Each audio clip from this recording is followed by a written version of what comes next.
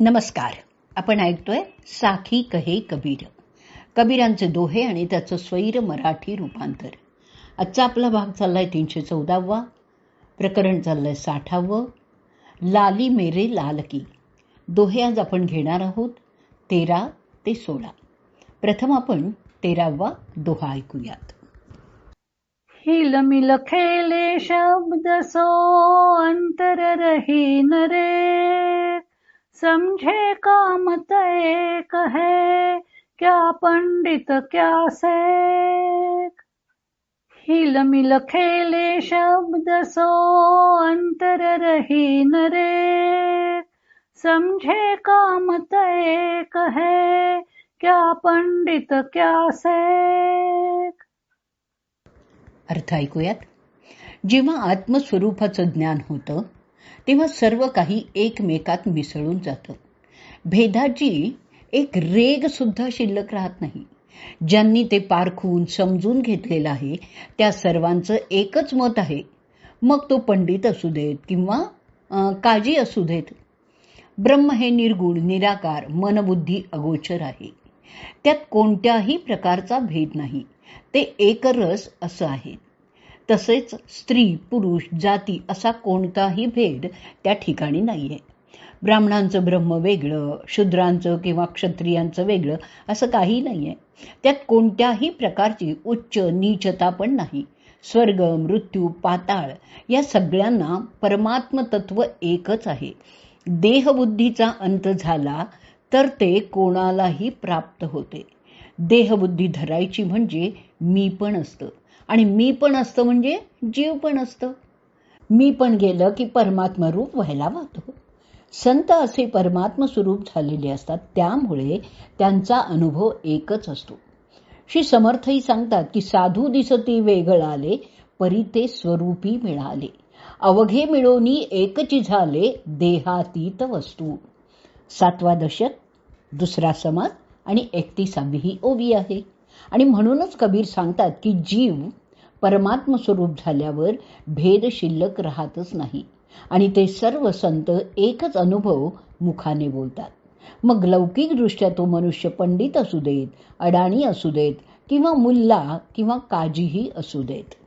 आता आपण या दोह्यावरची मराठी साखी ऐकूयात.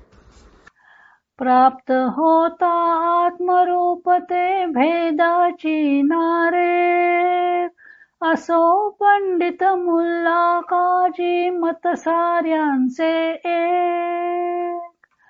प्राप्त होता आत्मरूप ते भेदाची नारे, असो पंडित मुल्ला काजी मत साऱ्यांचे एक.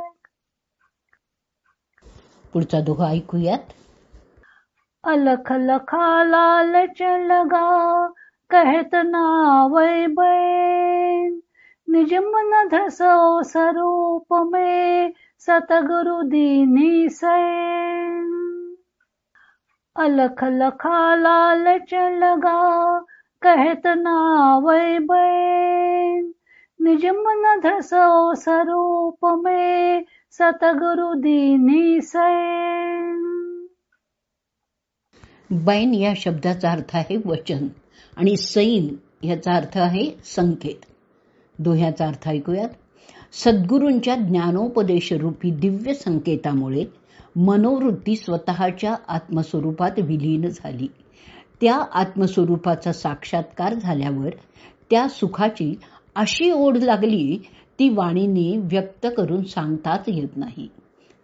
परमात्म प्राप्ती होण्यासाठी गुरु उपदेशाची आवश्यकता आहे.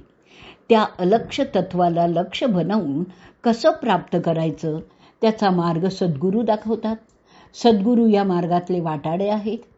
एकदा आत्मस्वरूपात मनोवृत्ती लीन कशी करायची ते जाणून घेतलं की त्या सुखाची अशी काही ओढ लागते की साधक देहभानावर येऊ इच्छितच नाही. त्या सुखाचं वर्णन करून सांगताच येत नाही, कारण ती अनुभवाचीच गोष्ट आहे. आता आपण ह्याच दोह्यावरची मराठी साखी ऐकूयात. सद्गुरु शब्दे लक्ष भेदता मन स्वरूपी विलीन, सुख वर्णिता न येते मजसी वेगळा न सुखाहून. सद्गुरु शब्दे लक्ष भेदता मन स्वरूपी विलीन. सुख वर्णिता न येते मजसी वेगळा न सुखाहून. पुढचा 15वा दोहा ऐकूयात. कहे ना था सो कहे दिया, अब कछु कहा न जाए. एक रहा दूजा गया, दरिया लहरी समाए.